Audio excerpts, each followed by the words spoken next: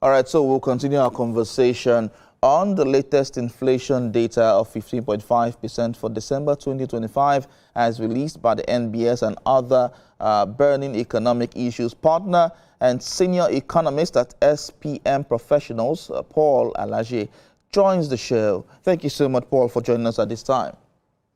Thank you so very much for having me. Beautiful afternoon to you. Beautiful afternoon to you as well.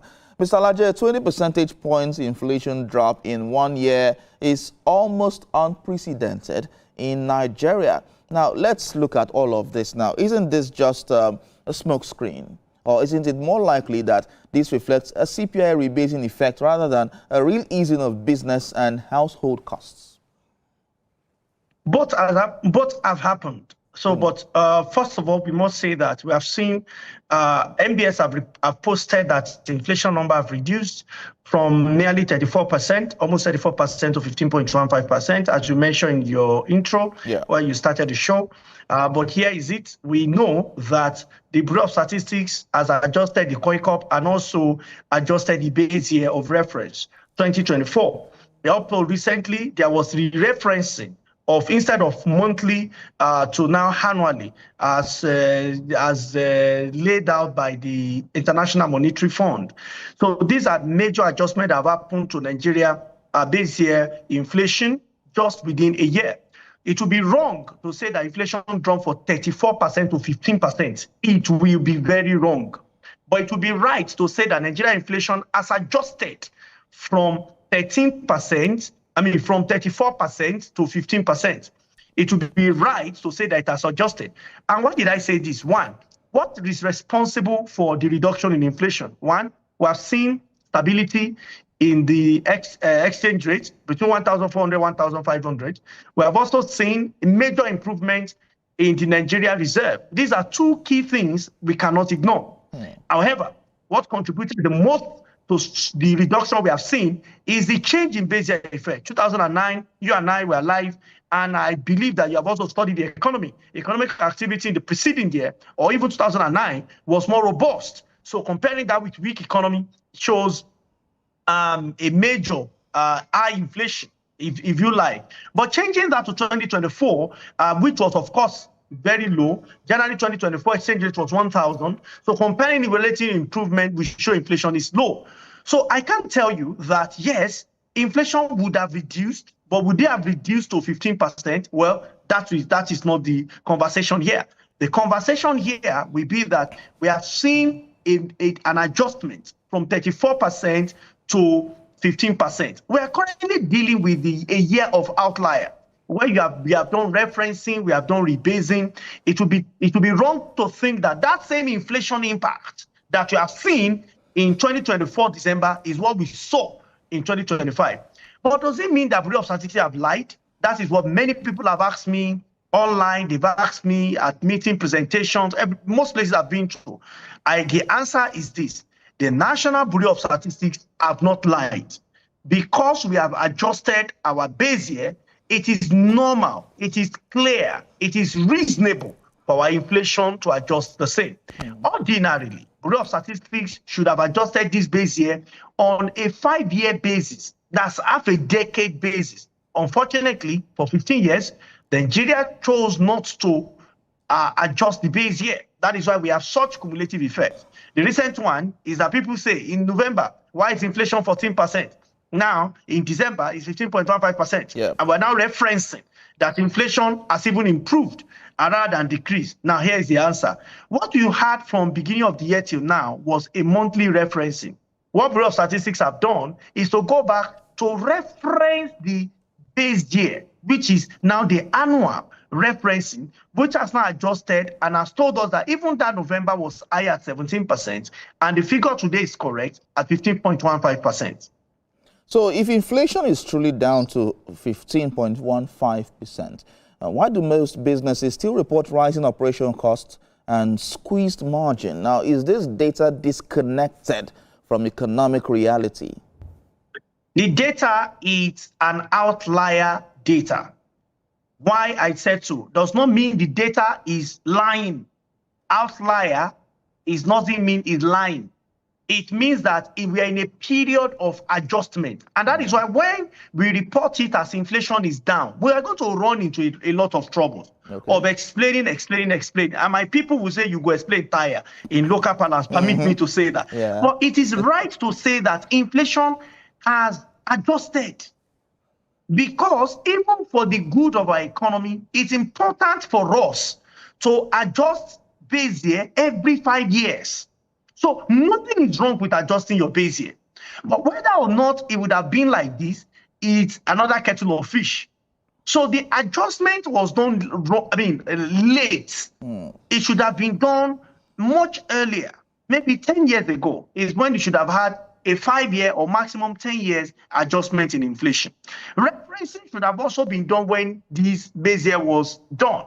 It should have been done as of this time last year. That's January 2025. The references should have been annual. But you see, until we get to around February, when we reference January, that's when we'll be comparing the same basket of commodity. We cannot be comparing basket of commodity of a different component, different koi cup with a different koi cup. It will not. People, I've seen a lot of people that have tried to explain inflation to people. I'm just laughing because they will always run into trouble. If they go back to their economics and advanced economists dealing with inflationary pressure or analyzing inflation, they will realize that when you are comparing two base years together, it is normal to have this number either oscillate or just drop suddenly. It does not mean that things would improve. It does not mean that things will worse off. What you will now know is that when you get into a period where you compare the same base year for a period of 3 to 4 months, then you can now know what inflation number is saying. For now, they are outliers number. You cannot quote them directly. My point will be that, yes, economic reality from what we have done will not be at par. But from June, July, August, we can start seeing something that reflects reality. But should we say because of that we should not adjust our base year? The answer will be no. But it's important to tell the whole truth that that adjustment you have seen in the number does not necessarily mean that your landlord will be willing to give you lower rent, or the Molue or the Araba, what we call Along in Abuja, will not suddenly give you a lower rate. That's not it. Because to them, the price of commodity is still high. However, when the time comes, when we have referenced properly, over time, we're going to see that inflation will either adjust to affect the reality that is on ground. All right, so with what you have said, now should chief executives and investors price their strategies off these headline numbers or ignore it entirely and focus on cost inflation they are actually experiencing? If you ignore it at your peril. Okay. You will ignore it at the destruction of your company, the organization. I presented to some international bodies not too long ago, that's around December last year, and I gave them about 15 reasons why Nigeria is the country to invest. Some of them raised that your inflation is artificial. I said it is artificial to the point where it is artificial in Europe, it's artificial in America, because every 5 to 10 years, you adjust your base year. Nobody questions you. The place you need to invest now is Nigeria. Youth are not happy, but that does not stop investment in Nigeria. Return on investment will grow.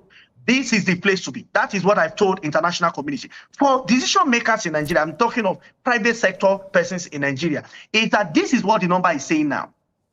As this is not the number is saying, do not use just inflation figure to decide. Look at what interest rate MPR is saying. It can give you the cost of your fund. At least if you are not sure of the average price level, because we are adjusting base year, does that now also mean that we don't know what the cost of fund is? Central Bank, through Monetary Policy Committee, have told us what that should be. So it would be wrong totally to say, do away with the number, ignore it, it is fake. I don't think it is. Based on the new base year, that is what the number would say. And if you check, IMF has commended this new report, claiming that it has reflected some of the parameters that it should reflect based on global standard. All right, so isn't this so-called inflation moderation simply the result of collapsing purchasing power, where Nigerians can no longer afford goods, forcing prices to rise more slowly? Well, just purchasing power is different. Okay. Although inflation influences purchasing power, but purchasing power in this regard is different.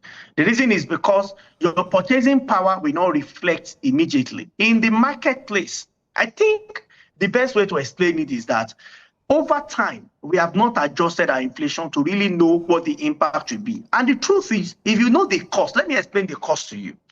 Let us assume that the right inflation should have been 25% or 28%, and we have quoted 30%, or the right inflation is even 60%.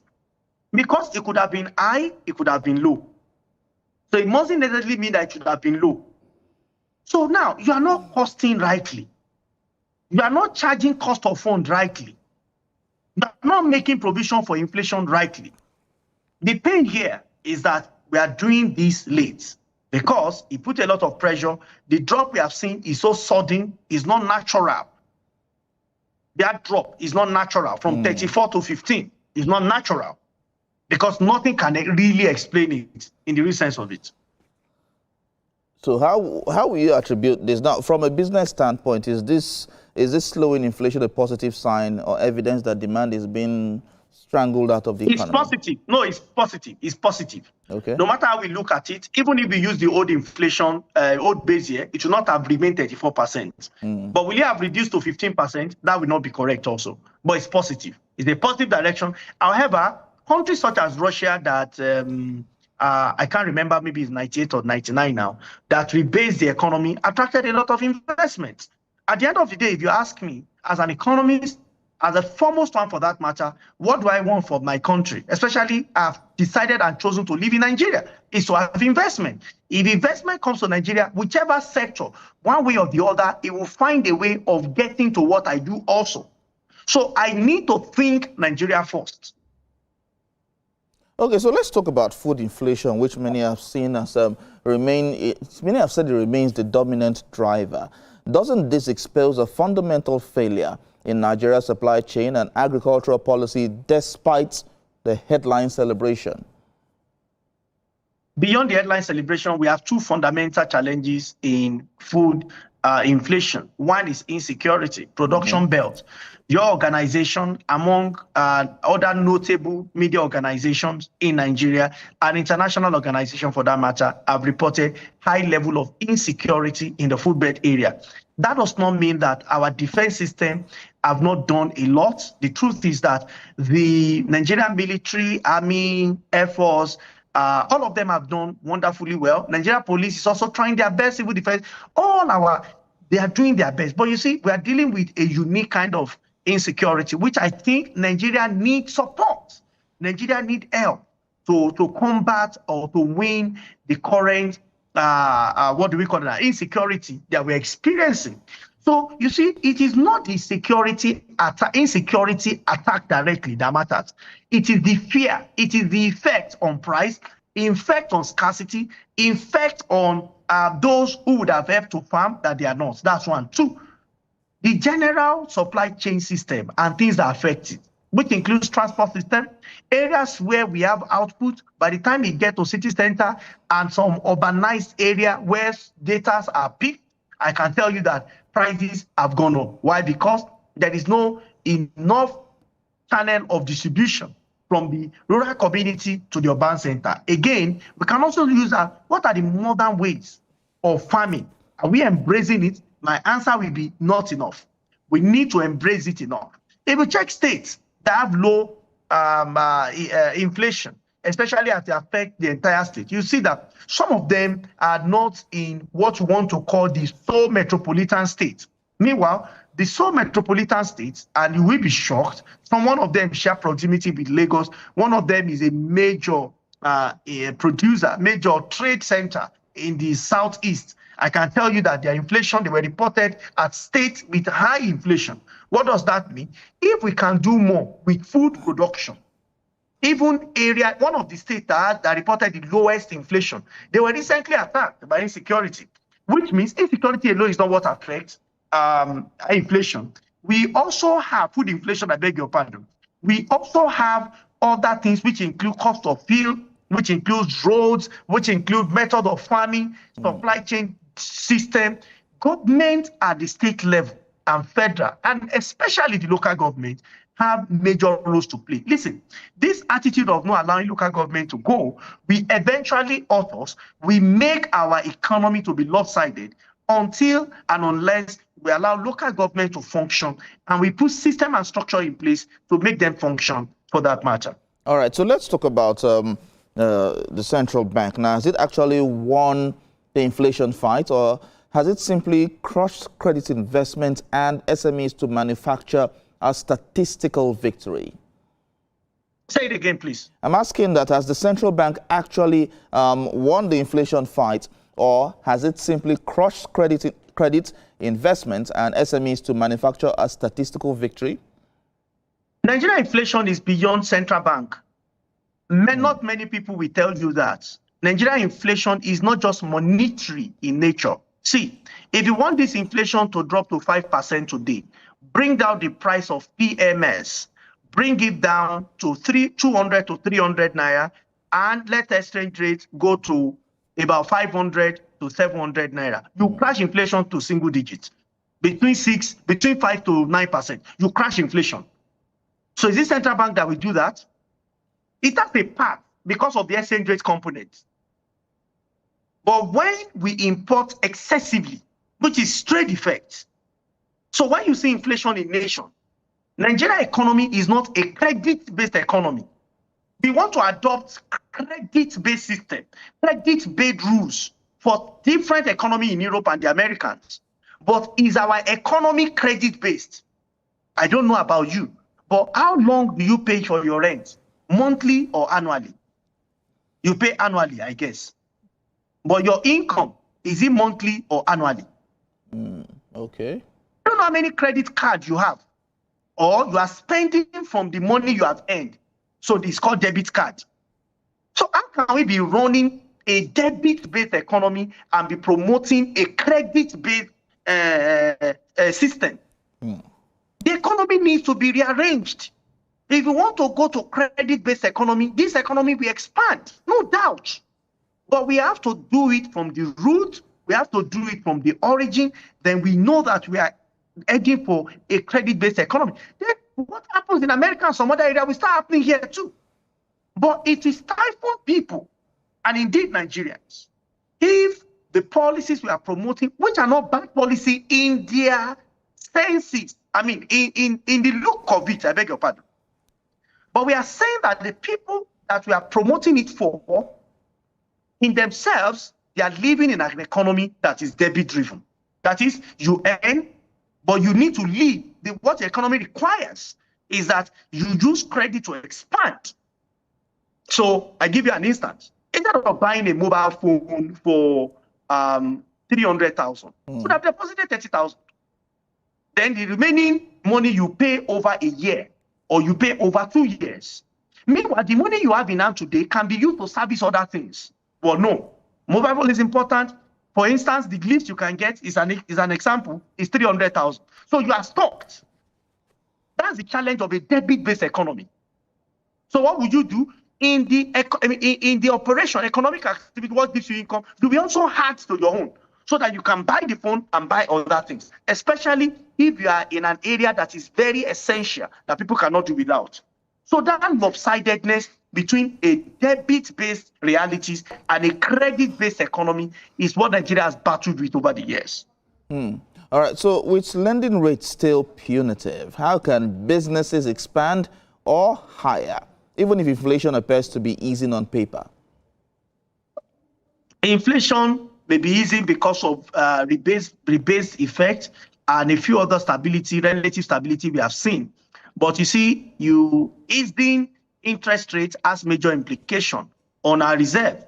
This is where we say in economics, you cannot eat your cake and eat it. You cannot eat your cake and have it. Yes. Or old English, you cannot have your cake and eat it. If we do that, for instance, let's assume the MPC come and say, reduce interest rate to 5%.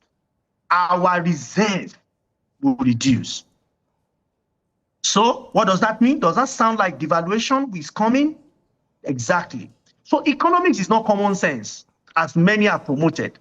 It is technical, it requires deep thinking, it requires a lot of analysis. If not, people don't need to like us, but it is what it is. If you do that, because, people feel inflation has dropped, the next thing is, let's quickly adjust MPC. We're playing with fire. And I don't think it will not burn. I think it will. So central banks should take all conscious measures. I keep saying it. Even though people say ease, I want it to ease, but I'm watching our reserve. All right. $45 billion. What exactly do we need to cover a year before we can start talking about easing? Imagine they ease back to 14%. What would be the effect on the reserve?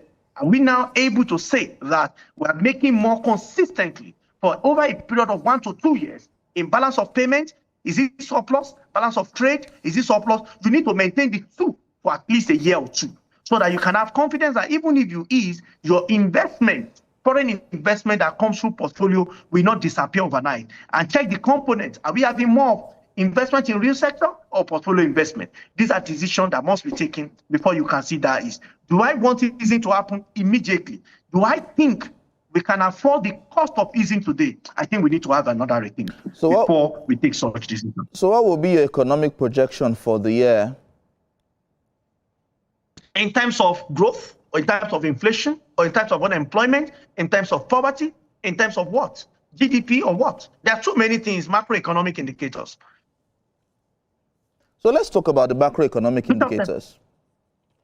All of them. I'm not sure we have the time to look at those. Well, I think Nigeria, we have positive GDP growth rate, and the reason is because it's a pre-election year. Our econometrics has reviewed all pre-election year in Nigeria. In recent history, at least in this republic, we have had positive GDP growth rate. What will it be? It might be over 4%. Definitely, it's expected to be over 4%. And shockingly, it might get to 5% because it's pre-election year. Don't worry, politicians will come out and spend money. But this is my advocacy, please. If there is nobody has listened, listen to this part of the conversation today. Ensure we do everything to stop politicians from spending dollars, because that will not just be good for you, that will hurt you at the end of the day. Let's keep spending naira for electioneering process and everything we want to do. You are our leaders. You want us to believe in this nation. You must show by example by using just naira and not any other currency. That said, I also expect inflation, this rebased inflation, I need to re-referenced inflation to be between 14 to 18.5% year on year. Do I think that this will suddenly drop to a single-digit inflation? Well, I doubt. The reason are not far-fetched. I doubt that it will drop to a single-digit inflation, because by beginning of second quarter to end of second quarter, you now see the real effect of inflation. And I can tell you that the prices relative to what they were before, based on a parallel calculation, is still showing around that range of 14 to 18.5% inflation rate. Unemployment is expected to be normal unemployment for 1 hour a week is expected to be less than 3%, about 2%. But for Nigeria, we are hovering between 4 to 5%. We have not seen significant difference in that range of 4 to 5% unemployment figure. I think it should still be that high even for the year. I think I can leave it at that. My challenge is that if you are not careful, we might increase our debt profile, which I think is the negative one there. So authority needs to do something really very important to see how we can manage our debt profile. Why? Because our revenue projection, we have a lot of reservation on that revenue projection in the budget. If we don't, and if we must spend, what do you think we'll do? We'll go borrowing. Remember, the cost of service alone is already 15 trillion naira. So it's important for us to be very careful as this year unfolds. This is just January. All right, Paul Alaje, a partner and senior economist at SPM Professionals. Thank you so much for giving us your own perspectives. Thank you. Thank you so much for having me. All right, so it's now time to review trading activities